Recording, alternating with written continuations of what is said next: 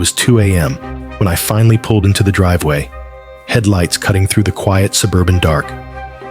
The air was heavy, cold, still. I killed the engine, sent a quick text to Mom, just like always, and crept down to the basement, my space, my home within a home. I wasn't drunk. I wasn't reckless. I was the designated driver for a group of friends who'd had too much, because that's the kind of guy I am. Responsible, considerate, quietly carrying the weight of things people don't see. And yet, that night, that man, the one my mom calls her boyfriend, was waiting. Not physically, but in spirit. I could feel his judgment before I even closed the door behind me. And what came next wasn't just a scolding. It was a storm I didn't see coming. One I had no choice but to walk through. The next evening, he let loose. Not just disapproval, not just concern, a full-blown lecture about responsibility, about setting an example, about family rules and house standards. He said something about my curfew, and even threatened to take away my car privileges. I'm 23. I'm in my final year of college. I pay for my own food, my own car, my own gas. I clean up after myself. I do the yard work, take out the trash, shovel the snow, and cook most of my meals alone in the basement. My parents and I made a deal a long time ago. Money they saved for my education would help with living expenses while I focused on finishing school. I've held up my end of that deal. But this man, he's not my father. My father died suddenly, about a year ago.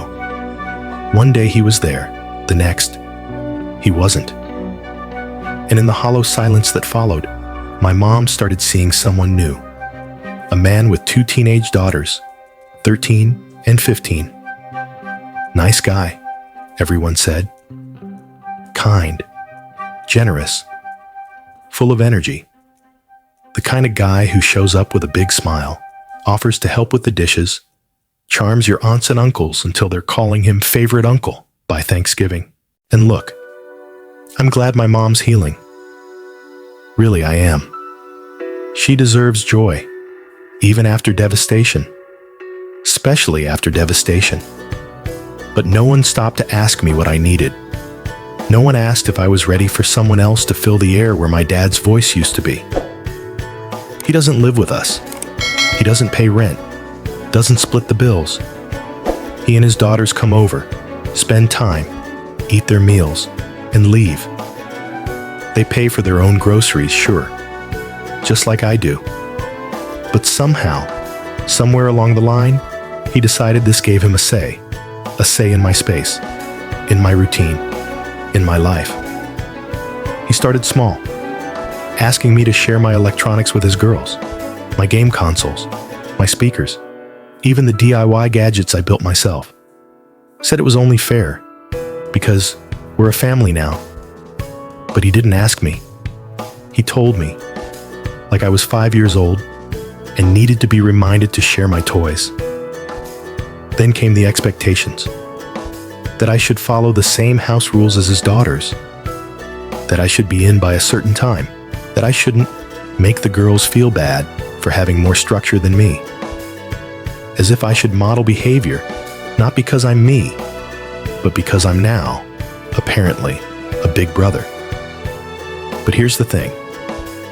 I was raised an only child. I've lived in this basement since I was 15. It has its own door, its own stairs, its own separation from the rest of the house. My dad set it up for me that way. He believed I deserved independence, that I had earned his trust. He didn't believe in arbitrary curfews or pointless chores. He believed in respect.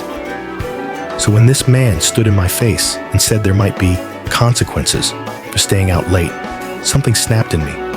Not rage, not aggression, just clarity. I told him the truth. I told him I'm leaving this city the moment I graduate. I told him, I'm glad my mom found someone who makes her smile, but I'm not, and will not, be looking for a new father. I told him, if there's going to be a relationship between us, it has to grow naturally, over time, with boundaries, not demands, not commands, and certainly not punishments. And I told him that if he keeps trying to discipline me like one of his kids, I'll have no interest in having a relationship with him at all. He didn't say much back, but he didn't have to, because a few hours later, I found out he told my extended family, his version of things, that I'd lashed out, that I was disrespectful, that I don't want to be part of the family. Now they're looking at me differently. They think I'm ungrateful, that I'm cold, that I'm holding on to grief like it's a weapon instead of a wound. But none of them were there the night my dad died. None of them saw me hold it together for my mom while falling apart in secret. None of them know what it's like to hear your father's voice echo in your head when someone else tries to take his place. I'm not refusing to grow. I'm not stuck in the past. I just know what respect looks like, and I know what it doesn't. You want to know something strange? I actually want to have a relationship with his daughters. I'd be happy to show them how to build things, to teach them code, to play games with them if they're interested. But I want it on my terms, with trust. Not because someone says, you have siblings now, act like it. It's not that simple. People aren't plug and play. You can't insert someone into a broken place and call it healing. It doesn't work like that. And yet, I'm made to feel like the villain, like the selfish one, like the adult who refuses to be parented. So, am I the asshole? This story sits at the intersection of loss, love, and control.